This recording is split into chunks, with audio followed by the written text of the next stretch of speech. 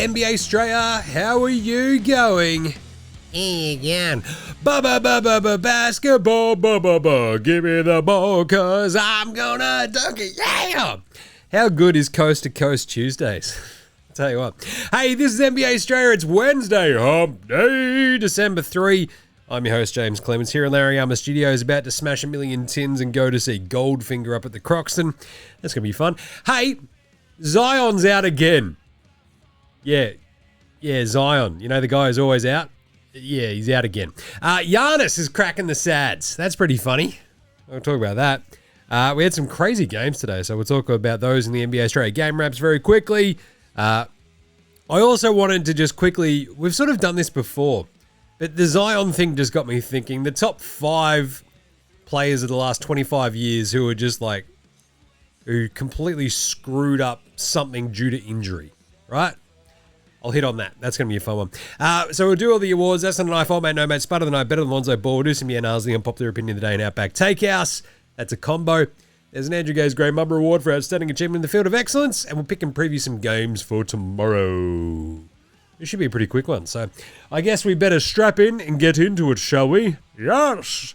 Episode 1327 of NBA Straya. Let's go!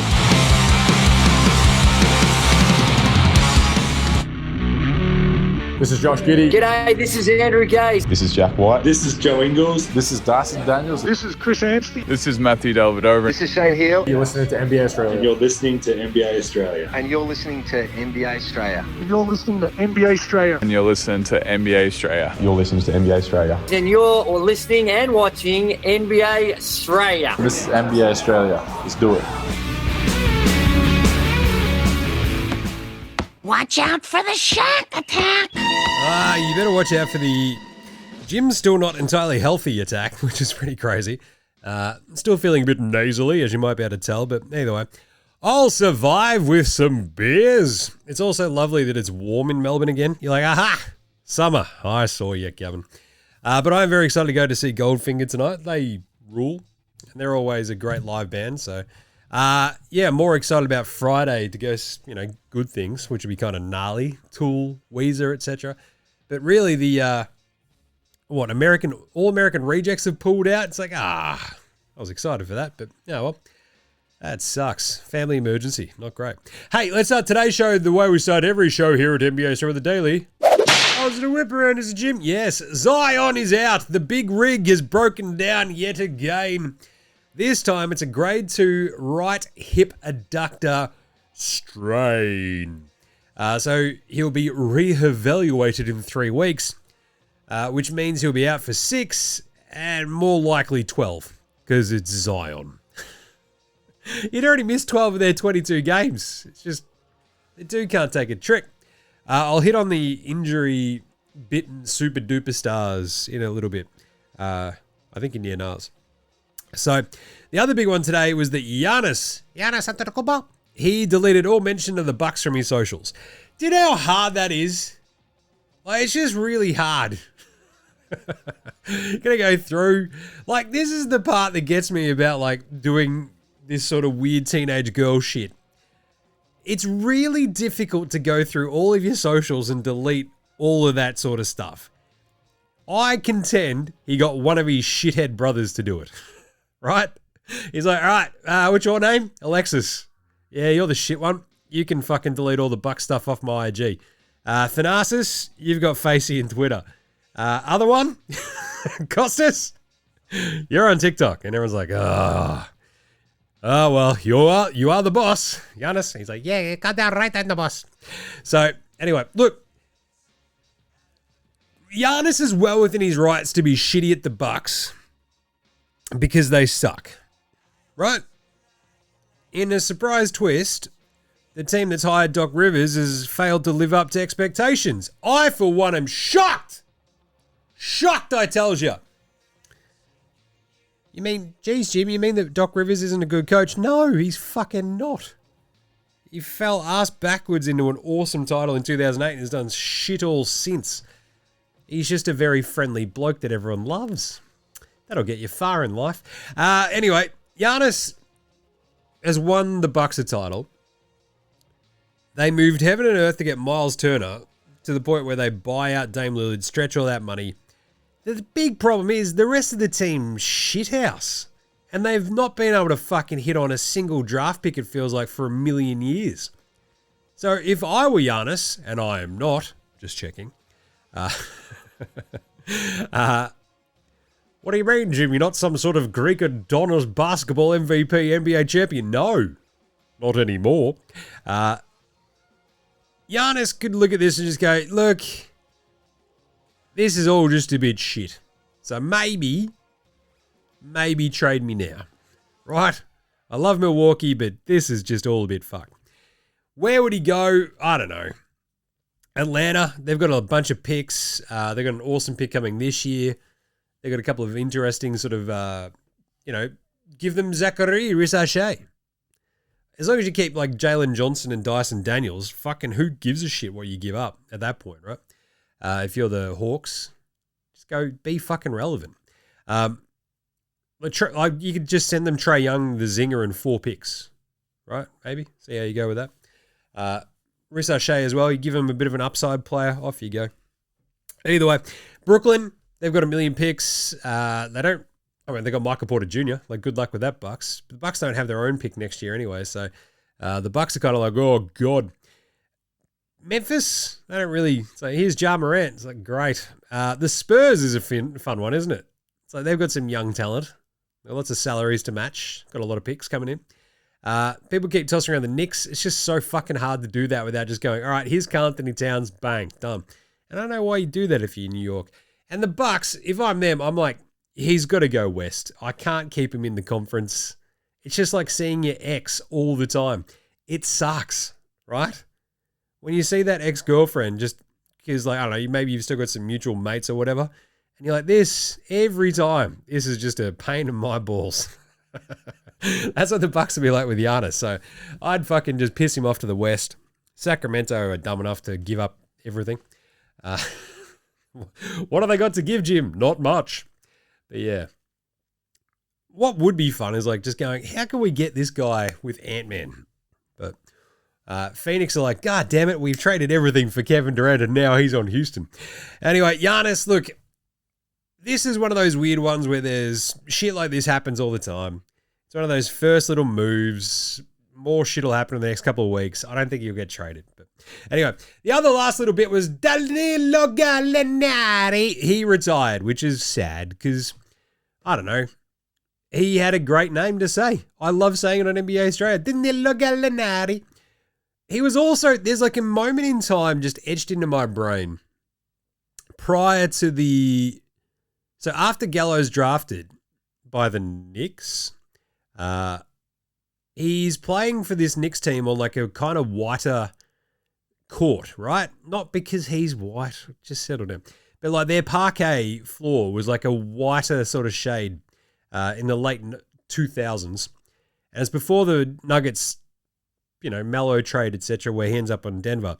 And there was like some pretty fun teams there. And Gallo was like a fun player until he just kept getting hurt and hurt and hurt. But he was fun on the Nuggets. He was fun everywhere else he went. I love me some Gallo. He was a really fun, weird player. So fare thee well. Fare thee well, Danilo Gallinari. Hey, they also announced all the November monthly awards, which is a thing, remember? So players of the month were Cade Cunningham and Nikola Jokic. Hello. The rookies of the month were a couple of Duke teammates. East, it was Con Knipple. And the West, it was Cooper Flagg. Coop loop, shoop doop blue. Defensive player of the month was Scotty Barnes in the East. Scoob. Sure. In the West, it was Cason Wallace. Chet Holmgren's going to be like, shut up, man. What's going on here? Chet talking is funny. Coaches of the month were JB Bickerstaff. He's in charge of the Detroit Pistons, who are fucking awesome. And West was Mark Daigneault, whose team might never lose again. Let's do some game wraps from today then, shall we? Yes. The Sixers kicked the shit out of the Wizards 121-102 because the Wizards are bad.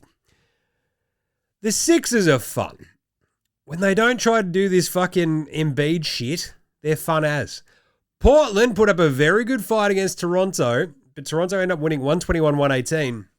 We picked Toronto on yesterday's show on YouTube, and that was fun. They were right there, and just Portland would not piss off. It was pretty crazy. Denny was awesome.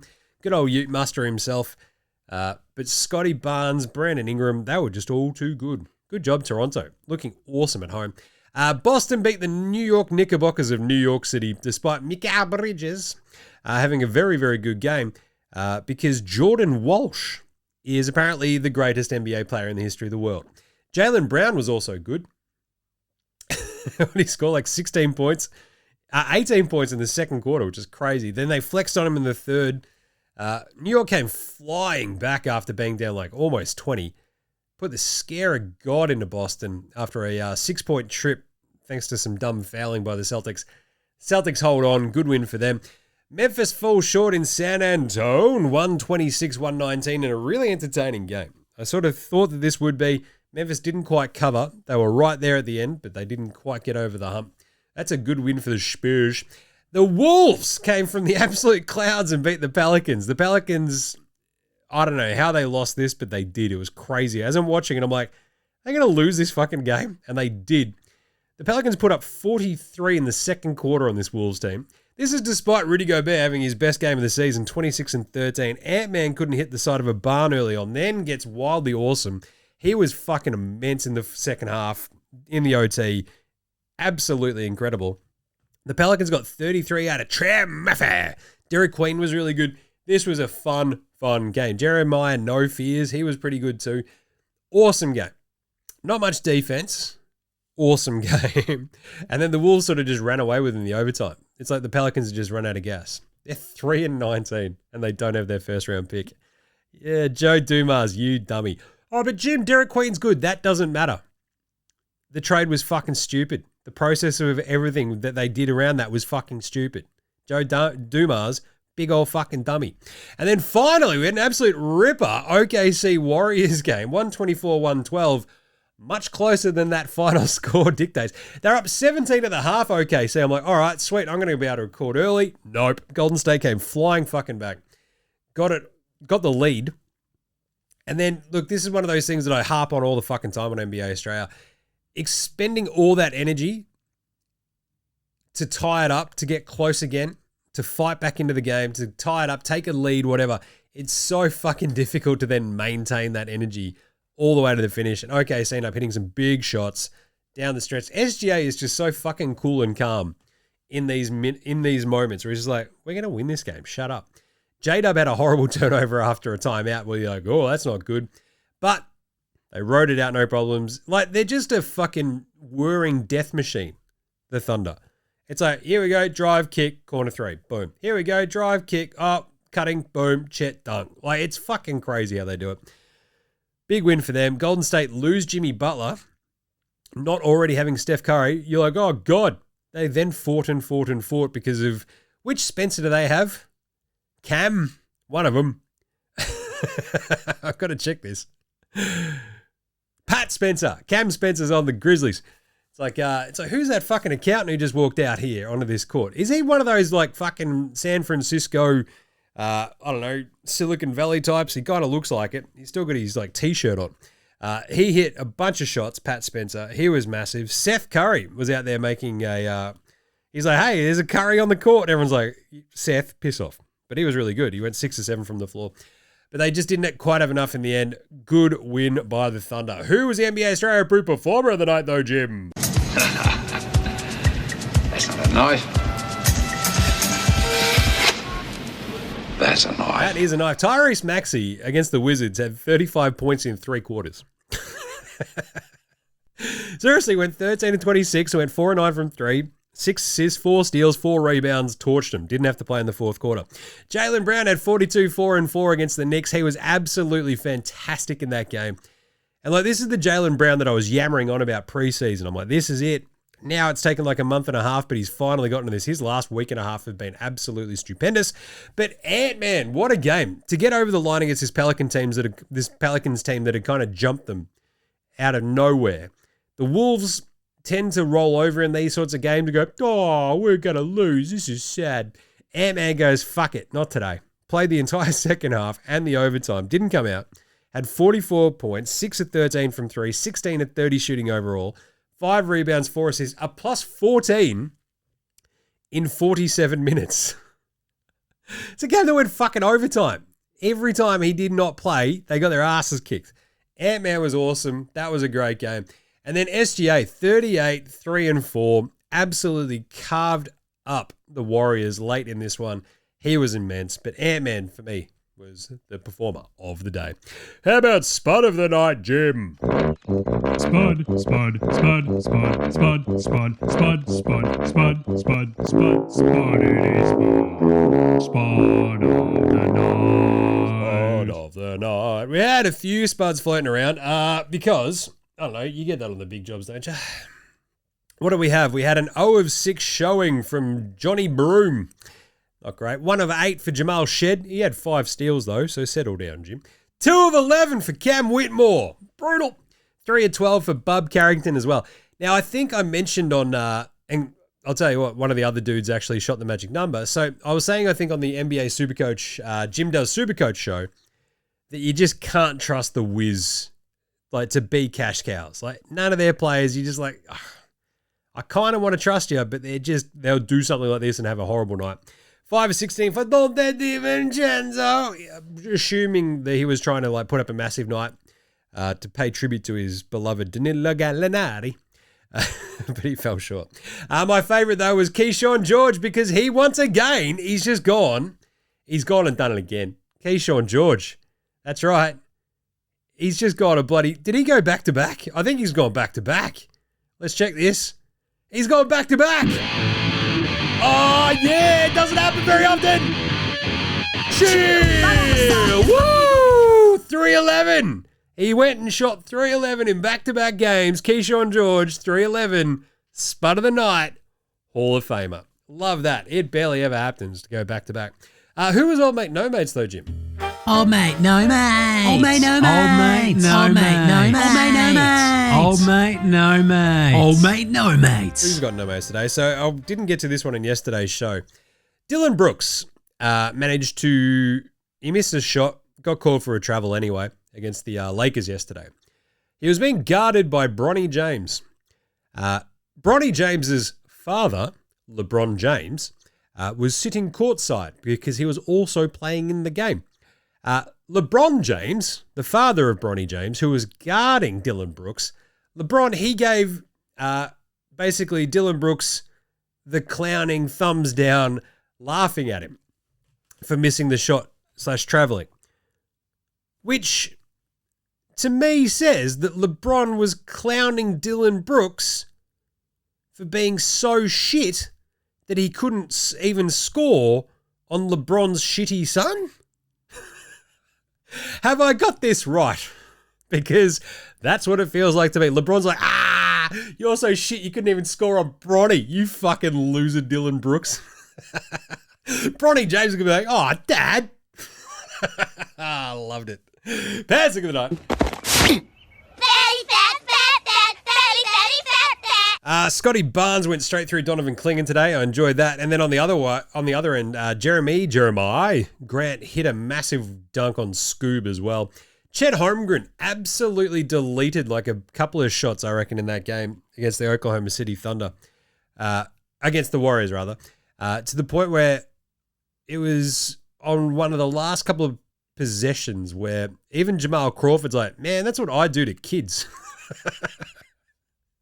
It was crazy. He blocked Podemski's shot just out the room. He's like, get out of here. Bang. And Jamal Crawford's like, man, that's what I do to kids at like the, my camps. It's like, Jesus. Yeah, that's a bit of a pants in there from your man Chet Holmgren. And finally, better than Lonzo Ball, Bronny James, and Ben Simmons. Lonzo was the best player in high school. He was the best player in college. You think he'll get to the pros and be like, I made it to the pros, now I can be average. He's coming for everybody. Coming for everybody. How about Derek Queen today again? As I said, he can be good and the trade can still be shit because the Pelicans are fucking massive dummies for making a stupid trade because they're run by a giant big dummy, right? So he was pretty bloody good in this game to the point where you're like, hang on, I'll hit on this in Outback Takehouse. But 21 points, 8 rebounds, 6 assists, and a steal. He was a minus 17 in 39 minutes in a game that they went to overtime. But wow, he's just really, really super solid. And Jeremiah, 0 fears in that same game. 21 points, 5 assists, 3 rebounds, and a steal and a block. Don't mind it. And today, both better than Lonzo Ball, Bronny James, and Ben Simmons, who was apparently in a car and was cooking steak, if you look at his Instagram stories. Not a basketball player. Ben Simmons. All right, let's take a quick break, come back with some yeah-nahs right after this. This is Cam Glidden. This is Anthony Drimmick. This is Mitch McCarron. This is Jason Kadee. This is Darryl McDonald. Hey guys, this is Hugh Greenwood. Yo, what's going on? This is Illy. This is Mark Worthington, or commonly known as Wortho, and you're listening to NBA Straya. You listen to NBA Straya. And you're listening to NBA Straya. And you're listening to NBA And you're listening to Straya. NBA Straya. You're listening to NBA Straya. And you're listening to NBA Straya. You're listening to NBA Straya.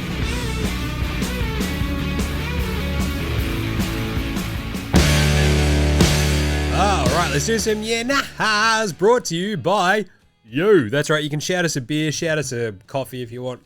The link is in our bio. The link is in the show description as well. buymeacoffee.com/NBA Straya. Help your mate Jim keep the show afloat. Appreciate that. And all the legends who have signed up, you all rock.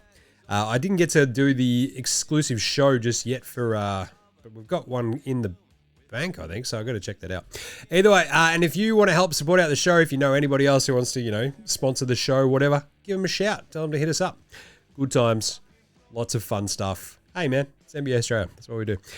Anyway, buymeacoffee.com/NBA Straya. Right, let's do some yeah-nahs. Is Giannis gone, Jim? Yeah, nah. Weaves, our buddy Weaves sent me a good one. Where's he going? It's like, yeah, nah, probably nowhere for a bit. It's just really hard. Like, Giannis is just a big salary cap number. It's just a big contract. And also, he's awesome. So, the Doc Rivers is going to go, well, if you trade him, I'm gone. Because I'm Doc Rivers. I don't do rebuilds. Also, I'm shithouse. Who's going to trade for him is the other question, right? The Knicks, I just don't. If they had beaten the Celtics today, there's no chance. They lose the Celtics today, and maybe they kick the can on it. But there's someone like Miami who will just come out of the fucking ether. And you're like, how is that going to happen? You dicks. Brooklyn? Go there, be irrelevant. That's kind of the vibe, right? It's like, oh, we've got all these rookies. Yeah, and they're all shit. So we've got all these picks. Take them. Here's Michael Porter Jr. And that's like still not going to trump something that like Atlanta can give you. Atlanta does feel like a good one. Because you can go, here's Zachary Risachet. And Trae Young. And the Extreme Zinger Meal. Extreme Zinger Meal. Maybe. The Bucks, I don't know. It sort of depends on what they want to do. If they move on, do they want to stay interesting, good? I mean, they kind of have to without their own draft. Like, not controlling their own draft picks is a massive kick in the dick. So I think they just hold on for as long as they fucking can and just try to placate him, right? So I don't think he's gone just yet. The other one is, do you just keep Anthony Davis, Jim, after that win yesterday? Yeah, nah, yeah. Like, this is what I've sort of been yelling about from the get-go. This fucking rush to trade Anthony Davis when you've not even really seen what you've got there in Dallas right now. With Cooper Flagg, with Anthony Davis, with the other bigs, with a bunch of those big wings. Just fucking roll the ball out there for a month and see what happens. And hope that he doesn't get hurt, and then trade him, right? You got plenty of time. There's no rush. Unless Chicago finally... Well, I mean, yeah, you make Chicago sweat on a deal even more. They're much more likely to overpay because they're dummies. So, yeah. Anyway, I had a good one from Dan D. Yeah, nah, Jim. Dave O'Hickey gets automatic Boomers squad selection for 5 years. Hits a game winner, epitomizes Boomers culture, 100% effort and hustle, makes players around him better. Every national team needs a Davo. Yeah, nah. Yeah. Like, even down to this point where we've got a lot of guards in our NBA, well, in our NBA contingent over there in the States for this Boomers squad. And I was yelling about this the other day, how we don't make big men in this country anymore. It's like Jock Landale. It's like, what the fuck happened? We used to have Bogut being backed up by bangers. Before that, you had big Dave Anderson and co. We just had solid big men. Now it's like Jock Landale and fuck all else. So, but Rocco, Jim, yeah. The next time Rocco like dribbles a ball in the direction he's running and doesn't trip over his own feet and scores a bucket or something, it'll be the first. But I don't know. I kind of want another big man. But Davo hitting that game winner against the Kiwis was fucking amazing. The craziest part is ESPN and Disney just blacking out and not showing it, which is mind-blowing that it was that fucked. Anyway, But still, I think he is the perfect sort of like 12th man on any Boomers squad. You hit a game winner against the Kiwis especially, I think that's automatic selection. The problem is we do have so many good guards coming through. The Davo, I also think in terms of the Boomers squads, you do need that Dave Barlow kind of dude, right? You need the one who epitomizes the culture, the Patty Mills Jingles culture. You need the towel-waving Dave Barlow type. Davo's kind of everything, and he's clutch as fuck and also a bit of a gamer. I want him on every squad. Right? The problem is we've also just got a shit ton of fucking guards, so we might be shit up against it. But anyway, I love me some Davo. Unpopular opinion of the day / Outback Takehouse. So let's just sort of combine it all, I guess. It's Wednesday at Outback, and you know what that means? The Hump Day Special. That's right, we drove out into the bloody Outback in a beat-up Toyota Land Cruiser, hanging out the top with a couple of rifles, took down a couple of feral camels, boom, brought them back to the restaurant, chopped off the humps. You basically give that a nice brine, you chuck it in the oven, stuff it with like mince, coriander, chickpeas and shit, let her bake for 24 hours. It's fucking delicious. It's the Hump Day Special, and it's only at Outback. And today's Flame Grill take is Zion Williamson has never impacted winning, and he's shit. So they need to fucking trade him right now, or they're fucked. Seriously. The Pelicans are better running off everything through Derek Queen. Piss Zion off you go. As I've said for fucking years at this point, his entire game is just like his diet. Empty calories. Get the fuck out of here, right? Seriously. Anyway, this sort of got me in mind though. So who are the 5 biggest injury what-ifs of the last 25 years? Which sort of cuts off, obviously, Ralph Sampson, Bill Walton, Len Bias, who fucking died.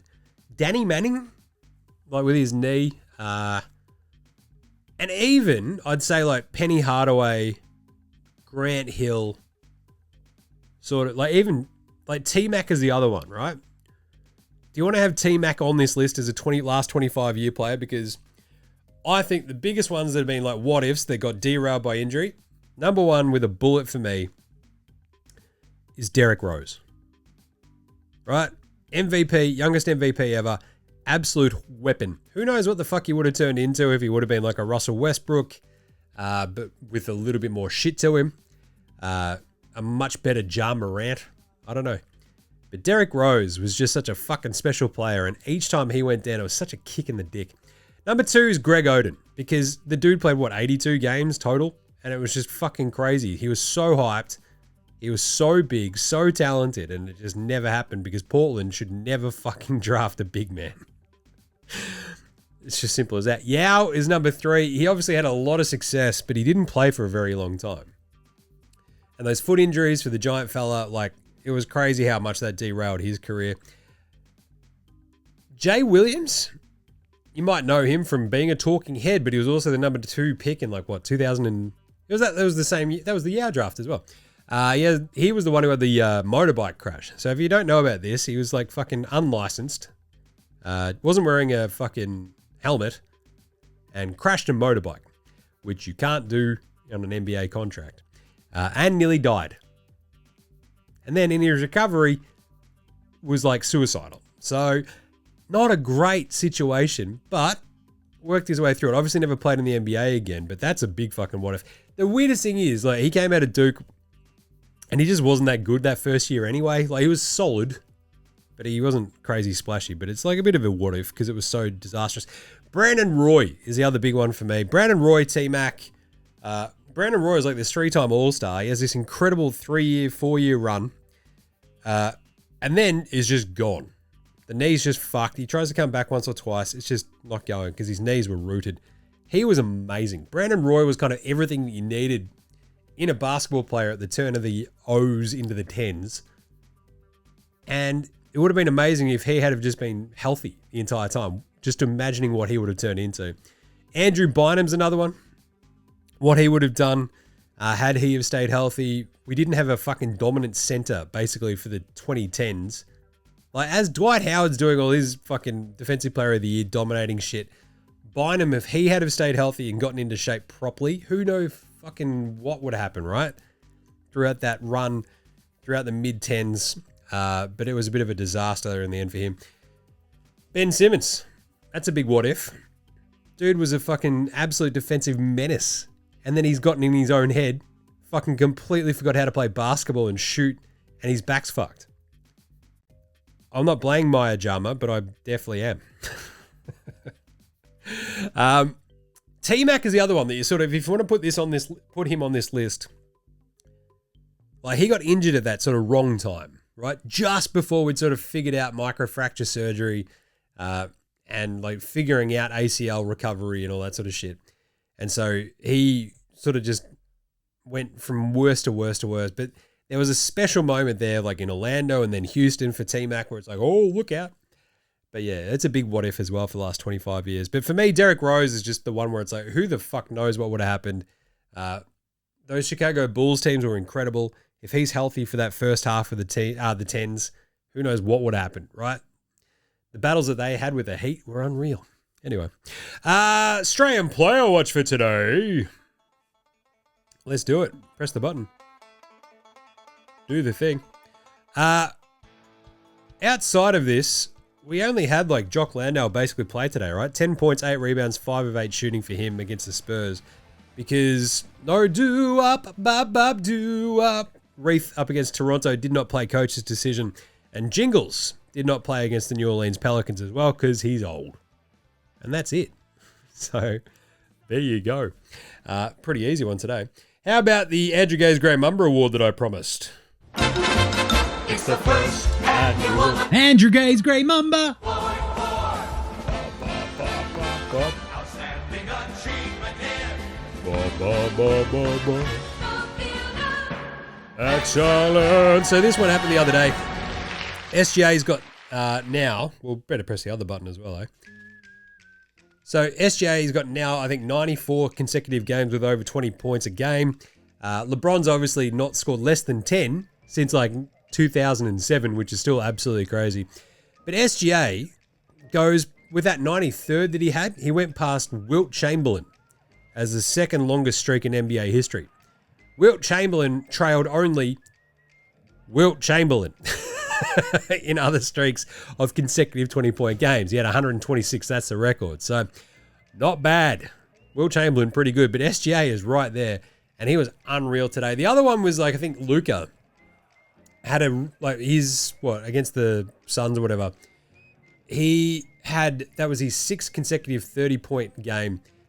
There's only 6 Lakers of all time who have done that, right? It's LeBron, Kobe, Shaq, Jerry West, and Elgin Baylor.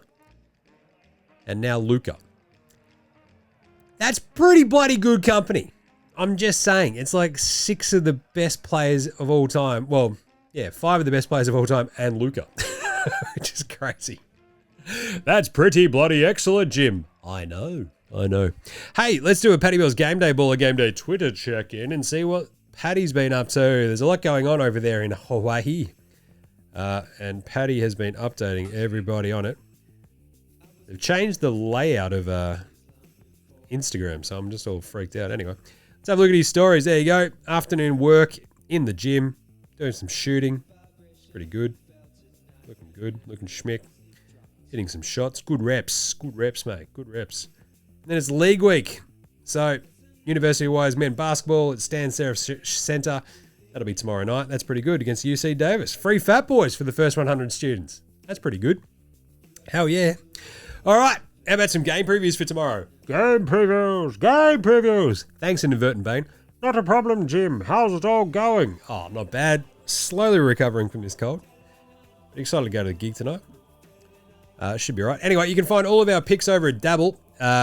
Sign up using the link in our show description or in the bios, etc. if that's your thing. You can find all the picks that we make. We're absolutely crushing it. Today, I think out of the 6, we went 3 of 6, I want to say. What did we get right? We got, let me just check. We got Philly. Oh no, did we go 2 of 6? Yeah, we got Philly and OKC. Brutal. Anyway, so tomorrow we've got a bunch of pretty awesome games. We go Portland at Cleveland, which is kind of fun. Portland on a back-to-back though. The Cavs are -9.5, which seems like a lot. Can they really light up this Portland team who just lost in a pretty hard-fought game against Toronto? I feel like they can. I think the Cavs might be able to cover that. It's a tough ask for Portland to go from Toronto to Cleveland, put up a good fight. Danny Utemuster's been playing awesome. Just a bit of a rough one. I might go Cleveland in that. They are pretty good. Denver go to Indy. They are 7.5-point favorites there.